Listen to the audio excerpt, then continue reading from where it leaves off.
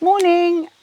Francesco has asked me to pick some peas this morning. He also wants various other vegetables from my garden. He's cooking a lovely lasagna later, the best he's ever done apparently. And I'm just out here enjoying the fresh. We've come back from Sicily, it's been stiflingly hot over here. Come back to the UK and it was like 25, 26 degrees and it's probably about 20 today and it's raining, it's wonderful. Is to pick the nice fat ones. I think actually there are more over here, look. I really need to get in there, but it's like a jungle. I can't get in there. I'll reach through. Oh my gosh. So many on this side.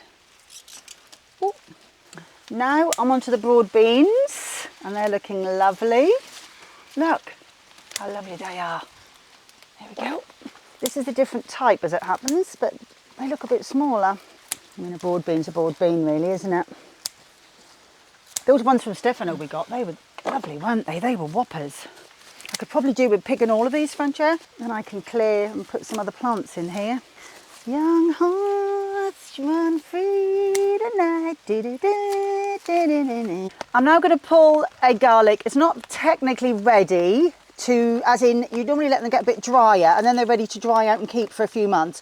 But because we're cooking something lovely today, I thought it'd be nice to use one of my garlics. So yes. I'm just going to gently, and when if they're I young, can. actually, they've got a very nice flavour to them. Look at him. But more importantly, look behind, flipping molehill. Got moles everywhere. Doing my head in at the moment, but never mind. Got a nice fresh garlic. Oh, look at him. It's the first time I've actually done quite well with garlic, so I'm pleased with that. What next? Chard and spinach, please. Chard and spinach. And didn't you say some courgettes? Oh yes, courgettes. What about please, potato? yeah. We don't If want they're potatoes. ready. No, not potato, thank you. No. Right, so more molehills. I'm not happy. Never mind. Right, let's have a go. Oh, that's a lovely one. I'm actually picking the chard at the moment. And we seem to have in abundance. Yeah, I have gone a bit mad with chard and it has grown really quickly and really well this year. No complaints there, because we do eat quite a lot actually, don't we? Yep. How much do you want? Is that enough? Another couple of leaves, please. Another couple of leaves. How's that? Good? Perfect, thank you. So now we'll go for some courgettes. Can you see in there? I can. I've got this little one here. It's got a bit of a yellow end. You'll have to see. Okay. I think it'll be okay, but these ones will be fine. I'll keep... Oh, just dropped the flower. Let's have him. How many do you want? I've got 3 little ones, maybe 4? 4 little ones, please, yeah. How's that? You got Perfect. the flowers too? Lovely, thank you. No, I wasn't recording. You need to wait for Mike say go, yeah. I'm getting absolutely soaked. And finally some spinach. She's getting really wet Before I and stroppy. get washed away. She's beginning to be stroppy with me. Yeah, I am a bit.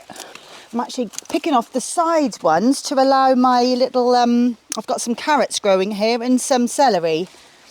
And I think they're getting a little bit encroached with space from this. So I'll hack some of this off and I'll give it some more room, some more light.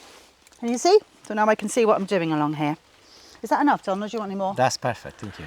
Good. I'll just do one more. I can't think of anything else you can use, can you? No, Apart from the leaves and the courgette, I'm maybe? Good, I'm good. Now over to Francesco. Here you go, my love. You can do your worst. You said you're going to make the best lasagna ever, so I look forward to having it later. Thank you. And welcome back. And for the record, by the way, this is not necessarily the best vegetarian lasagna ever. However, it might be my best vegetarian lasagna ever. I would never make such a statement. But let me just recap and go through the ingredients.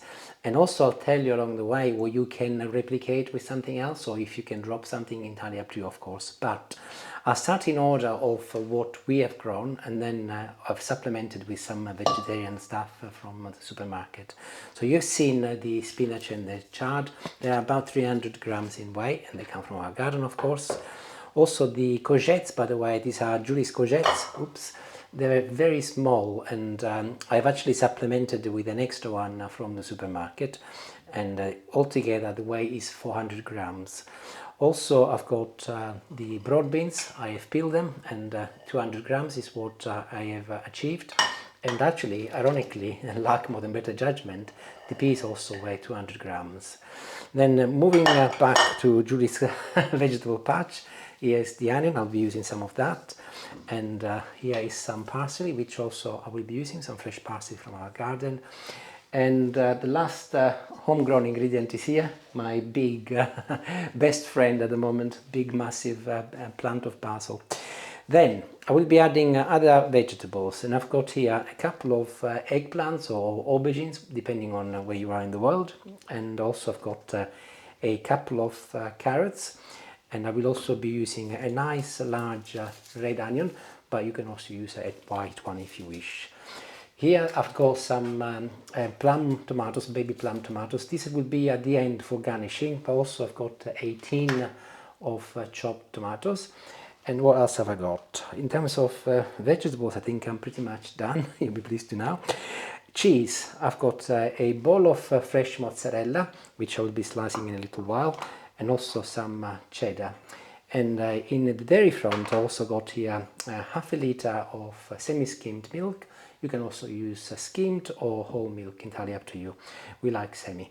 And this is 50 grams of flour, plain flour, self-raising flour, it doesn't matter, it's only a small amount. Salt and pepper, olive oil, and the last couple of ingredients. I got a third of a glass of dry white wine, a little nutmeg, which I will be using when I make the Béchamel sauce with the milk and the flour. And also the very, very last ingredient, of course, is my lasagna. This is fresh lasagna. I've got 10 sheets, which is 250 grams. So I will hopefully have not left anything out. My worktop is full of stuff. Here, balsamic vinegar. And I will make a start, and I'll grow progressively ingredient by ingredient. One thing I will be doing though with this recipe, I will be making it fairly chunky in terms of the vegetables, and I'll explain that why in a moment. And this is the very first time ever that we have actually grown our own garlic. I think we tried last year, but we were not very successful. So it will be very interesting to see what this is like. So let's have a look. And of course this is going to be very young, so I don't think I'm going to be bothering removing the skin. You can see that it's really, really tender. Actually, it smells like garlic, so that's a good start. Actually, the smell is not as pungent as normally garlic is. Maybe it's because it's a bit younger. So I will use these 3 cloves here, and actually maybe this little bit here also. And I'll start by giving a gentle crush with my knife. So effectively I've used about half of the entire bulb. Here is my frying pan ready, and I'll start by pouring a little olive oil in the middle, like so. And I will add my garlic cold as it is. I will wait until I get my other vegetables ready before I turn it on, but I'll get it out of the way for the time being. So I've shown you a couple of carrots earlier, and I've actually scrubbed these, and I like the idea that I retain the skin from carrots. I get the feeling that it's got good fibers and it's good for you. So I'm going to slice it now, and this is where I mentioned before that I'll keep my vegetables fairly chunky. And if you look, see, I'm actually cutting it diagonally because the presentation will look nice, but also a little bit chunkier than normal, so that's perfect. And I'll do exactly the same with my second carrots. And as I get my ingredients sliced, I'll move them out of the way so that I'm well organized. Onion next. I have got this nice large red onion, and I've gone for red mostly because I think they're a little bit sweeter than the white ones, but you can use white as well. And it doesn't have to be as large as this, it can be medium, but it will add a degree of sweetness to the dish, which will be quite nice. So I've chopped it in half, and similar to what I've done with the carrot, I'm slicing it in 1/2 centimeter pieces, just like this. So I'm now adding them with the carrots, and I'm ready to move to the hob. So my very fresh garlic has been sizzling for about 30 seconds, and at the moment my temperature is on maximum, and I'll start adding all of my ingredients. So I'll start with the carrots and the chopped onions, immediately followed by the broad beans and the peas. And I'll give everything a good mix. Actually, it might be easier to just do this. You'll find that the oil combines considerably quicker, and that's perfect. I've got the temperature now on medium-high, and do not worry, the garlic will not burn because we've got other vegetables there now, so that will be fine. And I'll leave it for about a couple of minutes. I want the vegetables to scream for some form of liquid. so that by the time I add the wine, it will just release all of its flavour. That's good. All of the oil's been absorbed. If you look at the bottom of my pan, it's bone dry, so excellent time to add the wine. This is 1/3 of a glass, by the way, so in it goes. And you get this immediate rage coming from the pan. Don't worry, it's perfectly okay. So I'm going to now place the lid on, and I'll turn the temperature on medium, as well as reducing the noise. We'll make sure that it traps all of the flavors inside, and I will leave it, and it'll take about 7 minutes to cook, and then I'll show you what it looks like. In the meantime, while I wait, I'll get some of my other ingredients ready, and I'll start with the eggplants. I've got a couple, as I mentioned before. Weight-wise, by the way, 600 grams combined. So I'll remove the top part, and using a bread knife, I'm going to slice them in approximately 1 centimeter. Now, when you slice aubergines or eggplants, using a bread knife, ironically, I think is the safest way to do it. You can also use a knife like this, which is not corrugated, or one of these if you like. However, if you do, be slightly more careful, because they tend to be more slippery. So I'll show you what I do when I use one of those knives instead of a bread knife. And you might not actually have a bread knife, although you can also use a steak knife, of course. So I got the eggplant here. So the first thing I do is to remove one part like this. So very gently go there, and then that gives you a nice little base, and that then enable you to have that flat against your chopping board, and then just gently go back and start slicing it just like I did with the bread knife. That is a little bit safer, but be careful, because this is very slippery, and do ensure that your knife is nice and sharp. I do, however, find a little bit concerning that there are lots of videos out there where people chop vegetables and they're really fast, and actually sometimes it's all about chopping the vegetables, and I don't think those are real cooking videos. They're actually entertainment videos, so I'll be very careful not to try and replicate those videos, because to me that is not cooking. Cooking is when you're actually treating your ingredients with respect, and when you're applying real passion and real love to what you're doing. I don't like them, and I think they promote the wrong way of cooking. I think you need to take your time, and then if you do it properly, the food will taste magnificently. So having dealt with the eggplants, I can now do the same with my courgettes. Now Julie has donated me a couple of flowers. I think I'll keep these, and I might use it for later for purpose of decorations, but the ones from Julie, you can see that are very little, and they're really tender. So all I'll do here, I'll just literally chop them in half, and again you can see I'm using my bread knife, and this is not good actually. She did warn me about this one, so this can go in my compost bin. And here is another one, and this one can also go in half. Whereas the one from the supermarket, which is over here, I'll cut these similar sizes to the eggplant, maybe a little bit thinner, so that I can get a few more slices like this. Again, be very careful. With the chard and the spinach, again, I've washed them very well. Always important, as I mentioned before, that you wash all of your vegetables, even if they are from your own garden.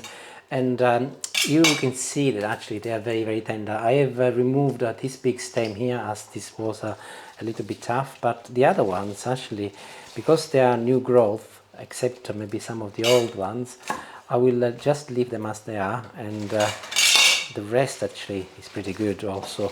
So I'm not going to chop it, by the way. I will leave it whole, and I'll wait until the peas and the carrots and so on are cooked, and then I'll do that next. And my vegetables are done. They do not need to be totally cooked, by the way, because they'll go back in the oven, of course. Let me show you what they look like. I've got a fork over here. See, the carrots are a little bit firmer, which is perfect, and also the beans are cooked, the broad beans are cooked, and actually this is a perfect side dish. I've got a confession to make.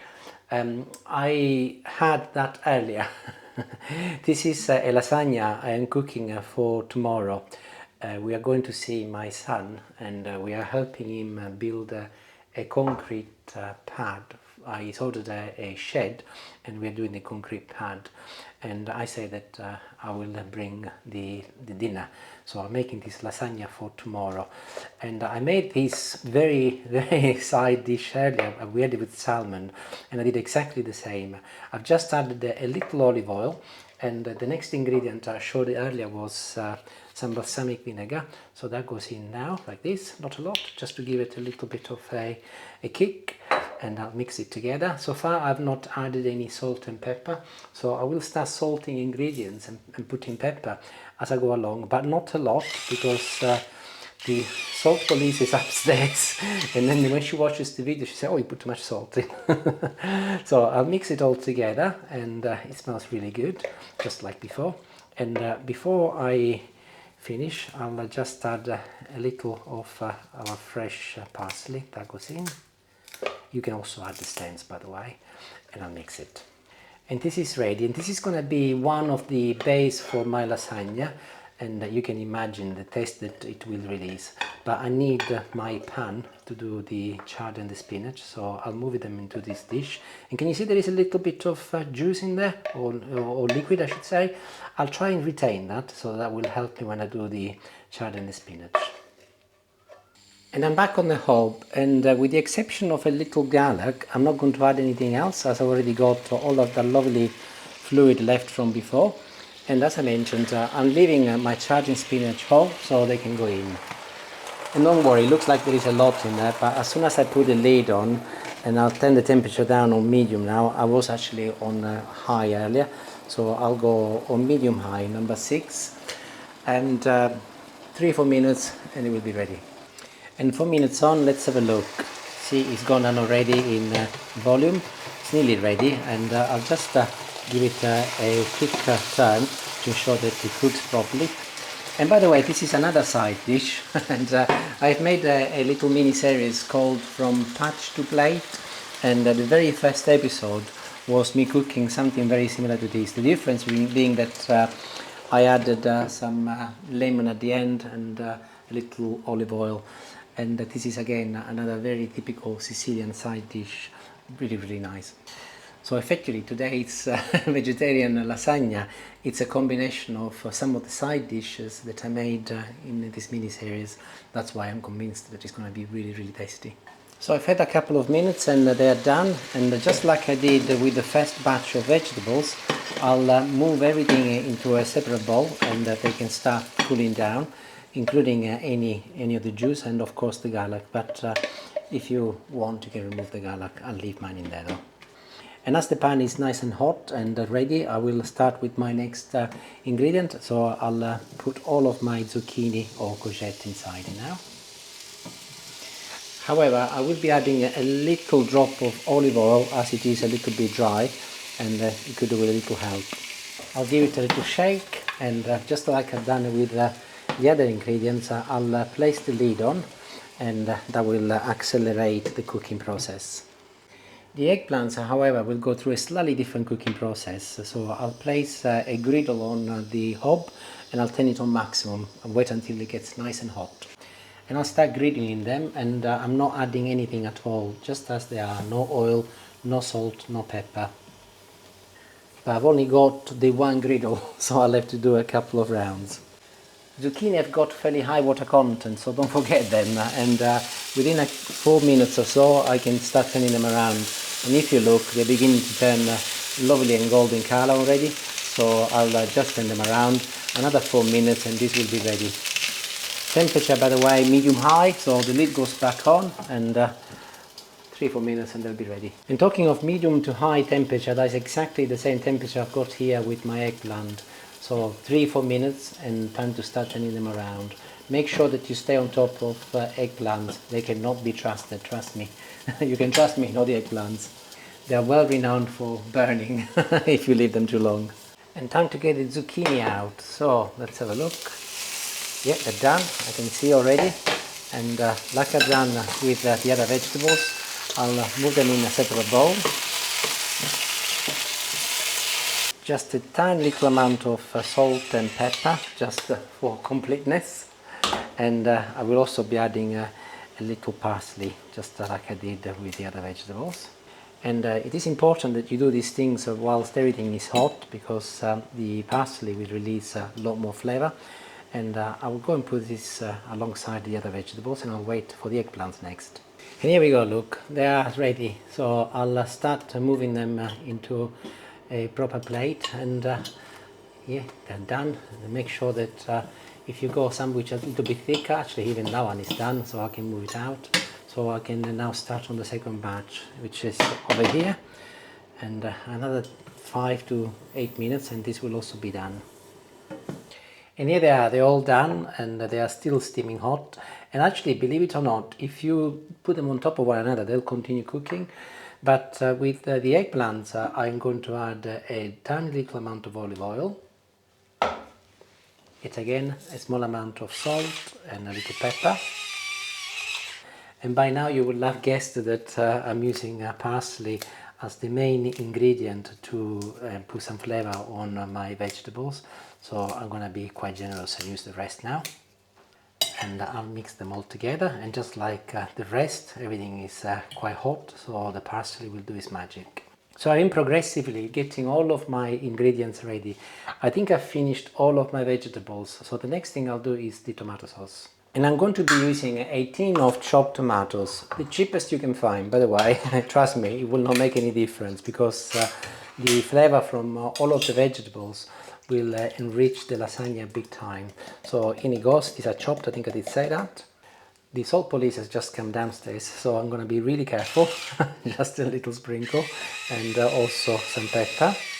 And you'll be pleased to know that I will not be cooking this. This will just be as it is, raw.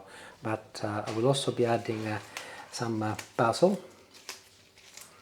This is a very similar process to what they follow when they make the sauce for pizza bases. The difference being that I'm using basil, whereas for pizza they use oregano. And a little olive oil once again, and then I'll go in with my fork and I'll mix everything together. And this is the simplest sauce you will ever make for a lasagna, and it is ready, so that's another ingredient ticked off. Béchamel sauce next, and I've done this many times on the channel, but some of you might be new, so you've never seen it before. So I'll start with half a litre of semi-skimmed milk, and these are 50 grams of flour, so I'll add it in. Everything is cold, by the way. Now generally I would add salt, but I'm not going to, because today I'll make an exception and I'll be adding some cheese, some extra mature cheddar, so there is no need for salt. So the salt police will be pleased, but I will be adding a little pepper.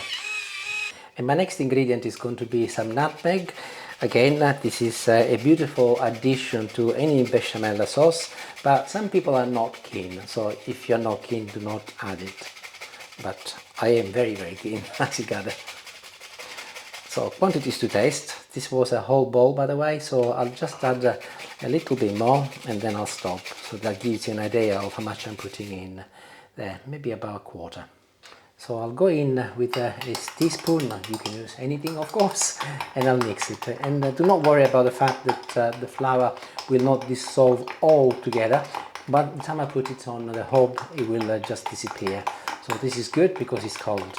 But before I go on the hob, here is some cheese. I mentioned earlier that I'll be using some extra mature cheddar, so I'll add it in. These are 100 grams. And I've chopped it in little pieces so that it will melt quicker. So, one more time, I'll move back to the hob. And I'm ready, and I'll start by pouring all of my ingredients inside a pan. And I'll start by turning the temperature on maximum first, until the milk warms up. And within 30 seconds it's already making some noises, so I'm going in with a whisk and I'll start whisking away so that nothing gets attached to the bottom. And I'll carry on whisking now, keeping the temperature still on high until the cheese starts melting and the milk starts condensing. And there it is, look, a couple of minutes in and it is beginning to thicken up, but my cheese is still in pieces, so I'll carry on, of course. And I think I'm pretty much there now. Even if I turn it off, if there is the odd bit of cheese left still whole, it will melt anyway. And I'll just show you, if I get a spoon over here, and I wanted to show you how thick and beautiful this is. Literally no time at all. Well, and you will be pleased to know that the cooking on the hob is over. All we need to do is put the lasagna together and to bake it. To recap, so I've got everything now in front of me. So we started with the broad beans, the peas, the carrots and the onion, and they're there. Side dish, looking beautiful. Then here is the chard and the spinach, another side dish if you want, beautiful also. And here are my eggplants, side dish number 3, and side dish number 4, it's my courgettes or zucchini, which are also delicious on their own. So you can see what I've done today. I've actually combined a number of side dishes to make a beautiful vegetarian lasagna using a uncooked tomato, and also I will be using some tomatoes I mentioned before for my garnishing at the end. And here is my bechamel sauce. So get yourselves organized, make sure that you take your time and chop your vegetables nice and steady and slow, and in no time at all you will be in this position. So let's make a start. I did say that I sliced most vegetables fairly chunky because this is a vegetarian lasagna and I want the vegetables to be center stage. So I'm going to be using a fairly large oven dish. It will not be full to the top as I'm only using 250 grams of pasta. But by the time actually I put everything together, I can imagine that if I was to use anything smaller, it will not be too small, and I haven't got anything in between. So I'm happy that this is good enough.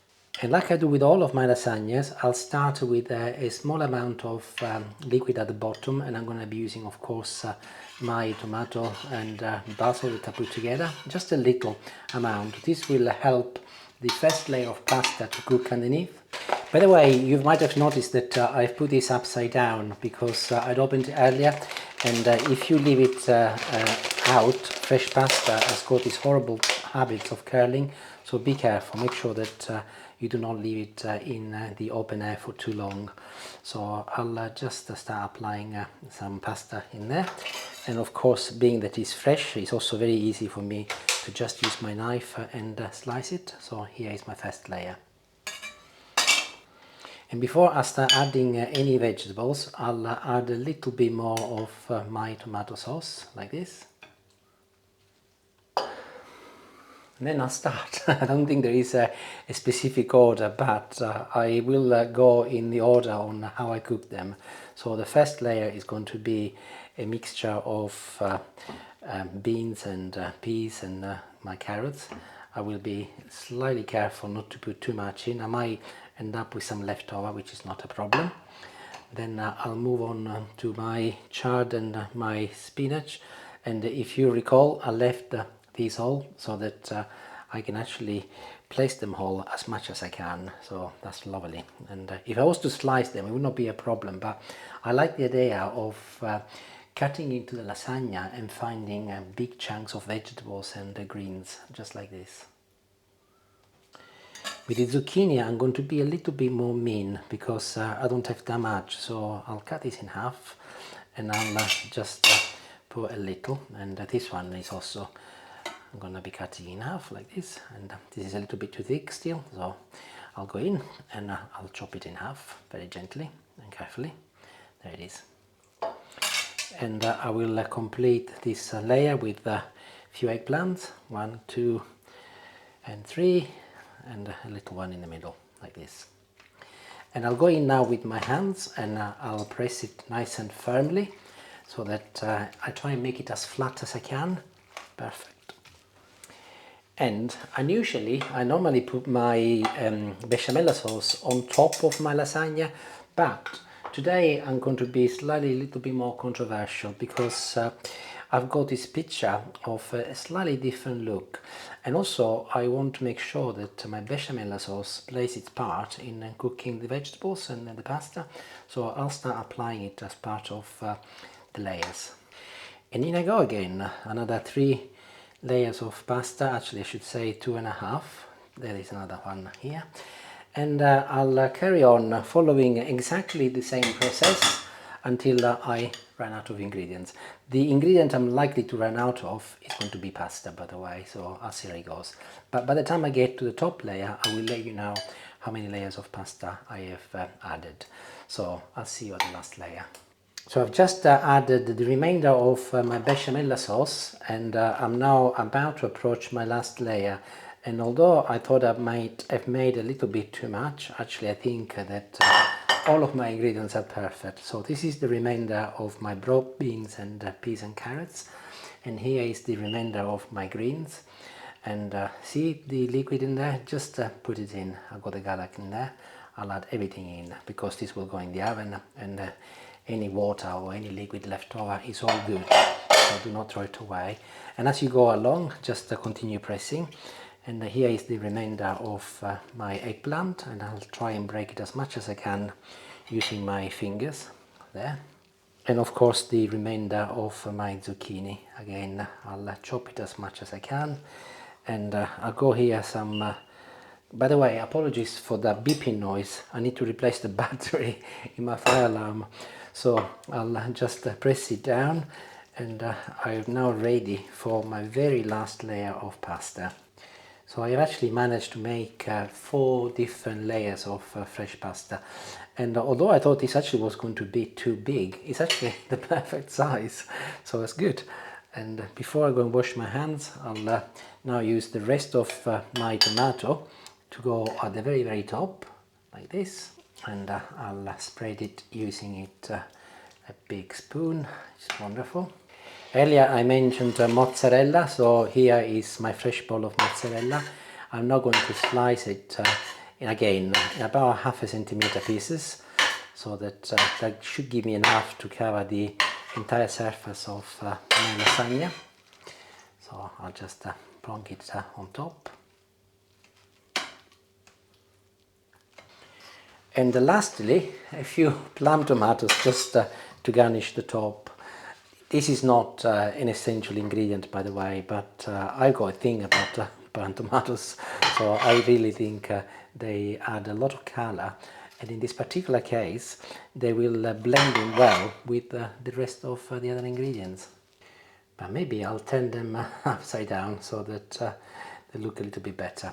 Okay, so it is ready to go in the oven. I'll put some tin foil on top.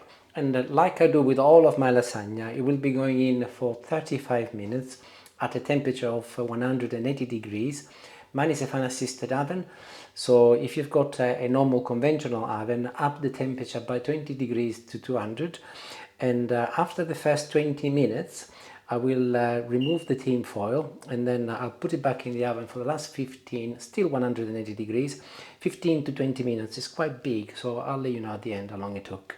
And in the last 15 minutes it will become lovely and golden on the top, and then it should be ready. So I'll see you in about 35 to 40 minutes.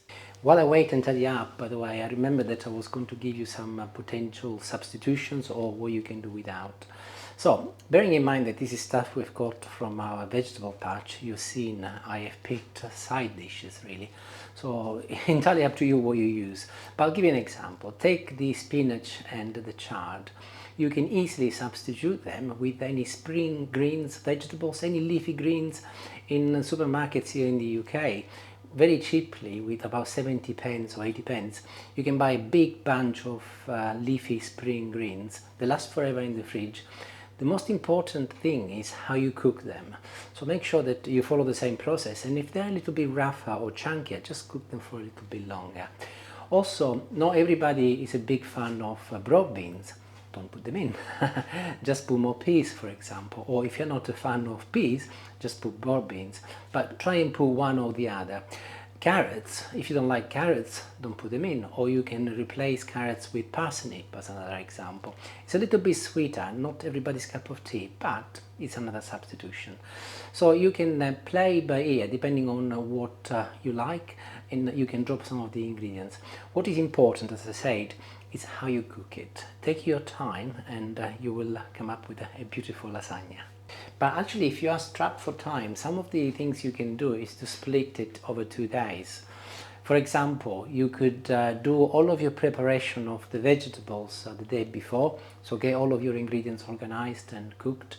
And actually that is even better, because if you put them in the fridge overnight, they will continue to marinate, and then the following day you just put it together and cook it. Or you could actually do all of the preparation one day and just get to the point before it goes in the oven, and then put some tin foil on top, put it in the fridge, and then you get it out the following day, and then you cook it. That achieves very similar results because it will continue to marinate. So yeah, I do say take your time, but I do appreciate that time is not everybody's on everybody's side. But I think it's important that you do take your time in the kitchen. And as I mentioned before, sometimes I get criticized for the amount of time I take in some of my videos, but I don't make a video. my channel is not there to make videos. I don't do it because I want to make money. So many people write to me on emails telling me, oh, you could do this and this and this and you will be making more money. And I reply, I'm not interested, because actually I'm not doing this for money. I'm doing this because I want to share my passion for food and my passion for cooking. So I don't make a video. I cook and I video me cooking and I'll share it with you guys. If actually while I'm at it, people who write to me, stop writing. I'm not interested. And can I give you a little tip? Actually, I'm a finance person, and throughout my life I found that actually if you do want to make money, don't focusing on making money, focusing on do the right thing, focusing on making sure that you take care of your customers, regardless on what trade you're operating. If you have a restaurant or if you've got a petrol station, be nice to people, have good customer service, and by definition the consequence will be that people will come back to you because they like you and because you apply it, and then you will be making money. So focusing on do the right thing and you will be making money. So don't write to me, please. I'm not interested. Anyway, I'll see you when the lasagna is out. I said I would see you in 40 minutes, but that was not correct, because actually I left here to cool down for about 20 minutes. But in terms of cooking time, I cooked it for a further 5 minutes. So total cooking time 40 minutes. Is a bit larger than the normal size. However, by the way, should you take my advice and put it in the fridge the night before, ensure that you cook it for a further 10 minutes, because it's going to be stone cold. But you can see I'm touching it safely, and it's nice and cold. Now, I mentioned earlier that we're going to be eating this tomorrow, but I'm dead keen to show you the inside, and I will not be able to do that tomorrow because I'm going to have my hands dirty with cement. And I've been joined by Julie, you might have noticed already, and it's time though, bless her. I called her to see if she would help me. It's not because she's angry. I need some help to be able to lift it and do the videoing of it properly, and it's always easier if Julie holds the camera. So, like I tend to do with all of my lasagna, I'm going around the edges using a knife. And by the way, you will have noticed that I put the zucchini flower in the middle. I did say to you that I was going to do that for garnishing, and it looks quite good actually. But I will remove it for the time being, so that I'll try and lift a nice chunky portion, and then I'll put it back.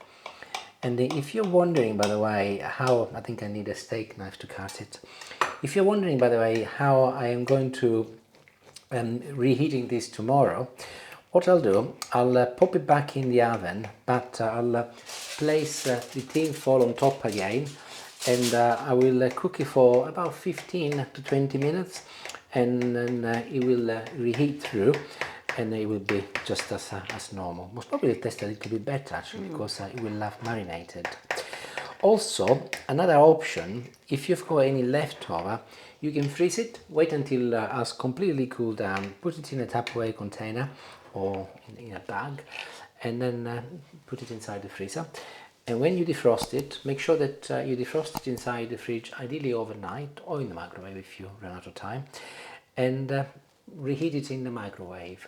I always find that if you're reheating food in the microwave after you've defrosted, I put a little plastic lid or maybe some cling film with some holes, and it retains all of the moisture and the initial flavor. It works for me wonderfully well. Oh, of course you can put it in the oven. Okay, so I've done this slice. I'm not sure if I'll be able to lift it. Shall we try, Julie? What do you think? What, that whole big piece? This piece here. Blimey. Is that my portion, is it? Well, not tonight. You've had your dinner. I just want to see if... Yeah, but the whole house smells of it. It smells really good. I know. So actually I'll get a plate. Right, here we go.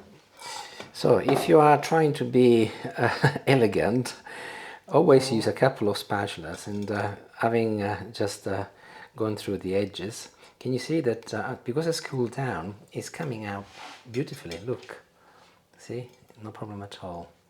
And I'm really, really keen to see what it looks like in the middle. Look at this.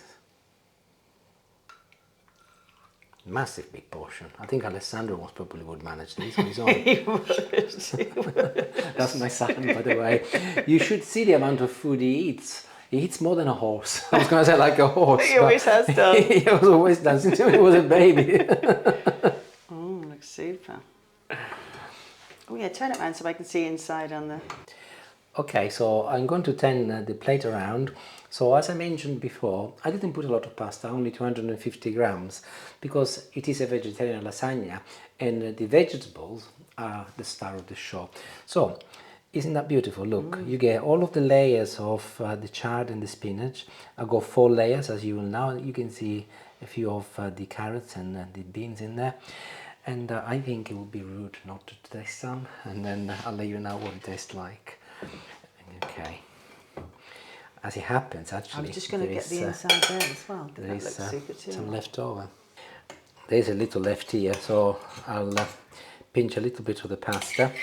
And I should say, if you're a big fan of lasagna, by the way, I have a playlist called Lasagna Playlist.